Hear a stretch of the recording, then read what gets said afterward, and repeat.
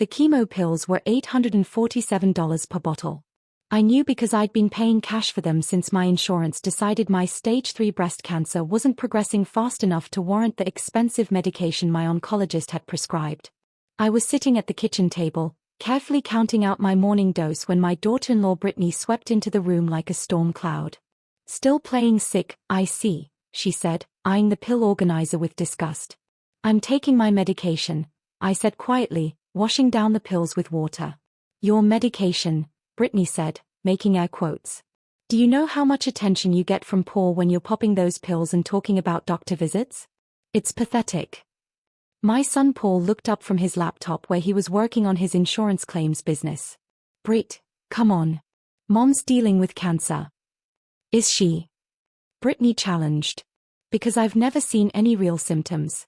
No hair loss, no weight loss, no visible signs of this supposed cancer. Just convenient pills and mysterious doctor appointments whenever she wants sympathy." What Brittany didn't know was that I'd been hiding the worst symptoms to avoid burdening my family. The hair loss was masked by an expensive wig. The weight loss was concealed by loose clothing. The bone-deep exhaustion was something I powered through because I didn't want to be seen as weak. And what she really didn't know was that I'd been secretly funding Paul's insurance business for the past 2 years through a series of anonymous client referrals and carefully placed contracts. The business that was supporting their lavish lifestyle wasn't built on Paul's skills, it was built on my professional network and my money. "Mom's been fighting this for 8 months, Paul said. "The doctors say she's responding well to treatment." "The doctors?" Brittany scoffed. "Has anyone actually seen these doctors? Because I'm starting to think this whole cancer story is just an elaborate way to get attention and manipulate our emotions." I finished taking my pills and started to put the bottle back in my purse. Brittany was faster. She snatched the bottle out of my hands and read the label. Letrozole. Generic cancer medication. "You know what? I bet you could buy these online without even having cancer. This is probably just some elaborate scam." "Brittany, please give me my medication back." "No," she said, clutching the bottle tighter. "I'm tired of watching you manipulate my husband with fake illnesses and crocodile tears. Paul works 18-hour days to support this family while you sit around feeling sorry for yourself." Paul works 18-hour days because I'd been feeding his business $30,000 per month in contracts through my consulting company. Business that would disappear the moment I made one phone call. "Those pills cost almost $900, I said. $900 we can't afford." Brittany exploded. "Do you know what we could do with $900? Paul's been talking about expanding the business, maybe hiring an assistant, but instead we're throwing money away on your attention-seeking medication." She marched to the bathroom with my pills. I followed her, my heart racing. "Brittany, please. I need those pills." "What you need," she said, unscrewing the cap, "is to stop being such a drama queen and start acting your age." She turned the bottle upside down over the toilet. 30 small white pills, a month's worth of life-saving medication, tumbled into the water. "Stop faking for attention, drama queen," she said as she flushed. I watched 25 years' worth of mortgage payments, college tuition, and family support swirl down the drain along with my cancer medication. Paul appeared in the doorway. "What happened?" "I solved our money problems," Brittany announced proudly. "No more expensive fake medications. No more mysterious doctor bills. No more enabling your mother's attention-seeking behavior." Paul stared at the empty pill bottle in his wife's hand. "Britt, what did you do?" I flushed her pills down the toilet where they belong. I knelt beside the toilet and tried to fish out what pills I could. Most had already dissolved, but a few were still intact. I pulled them out with my bare hands, rinsing them in the sink. "Mom, don't," Paul said. "Those are contaminated now." "They're all I have until I can afford to refill the prescription," I said. "See?" Brittany pointed at me triumphantly. "Look how dramatic she's being. Fishing pills out of toilet water. This is exactly the kind of attention-seeking behavior I'm talking about." Paul watched me carefully dry the salvaged pills with a paper towel. He said nothing. Nothing at all. That afternoon, while Brittany was at her book club and Paul was meeting clients, I made a phone call to my accountant. "Margaret? What can I do for you?" "Jonathan, I need you to file an anonymous tip with the IRS. There's a charity organization that needs to be investigated for fraud. What organization? Britney's Helping Hands Foundation. The one my daughter-in-law runs. I have documentation showing that they've been claiming tax exemptions for charitable donations that never actually went to charity. What Britney didn't know was that I'd been tracking every dollar that went in and out of her precious foundation. The charity she'd started to help underprivileged children had been funneling money directly into her personal accounts. Money from donors who thought they were feeding hungry kids was actually paying for Britney's shopping sprees and spa weekends. How much money are we talking about? Jonathan asked. Approximately $180,000 over 18 months. Plus, she's been claiming Paul's business as a major corporate sponsor, using falsified donation records to inflate their charitable giving claims. That's serious fraud, Margaret. Are you sure you want to pursue this? I looked at the 3 contaminated pills I'd managed to save from the toilet. 3 pills that might buy me 3 more days of life while I figured out how to afford a new prescription. I'm sure. File it today. 3 days later, I was sitting in my oncologist's waiting room when Paul called. Mom, where are you? There are federal agents at our house. They're asking questions about Britney's charity and they want to talk to you. I'm at Dr. Peterson's office, I said. Getting my cancer treatment that your wife thinks is fake. They said someone filed a complaint about tax fraud. They have boxes of financial records and they're going through everything. I could hear Britney screaming in the background, something about persecution and false accusations. They want to know about the anonymous donations to the foundation, Paul continued. Large donations that Britney can't account for. The anonymous donations that had actually come from me, funneled through my consulting business to test whether Britney would use charity money for its intended purpose or steal it for herself. The test results had been definitive. Paul, I need to ask you something, I said. When your wife flushed my cancer medication down the toilet, why didn't you stop her? There was a long pause. I thought maybe you were being a little dramatic about the whole cancer thing. A little dramatic. I mean, you don't look sick. You still do things around the house, you still go out. I thought maybe the doctors were being overly cautious with the medication. I closed my eyes. Paul, I have stage 3 breast cancer. I've been hiding how sick I really am because I didn't want you to worry. Mom. The pills your wife flushed cost $847.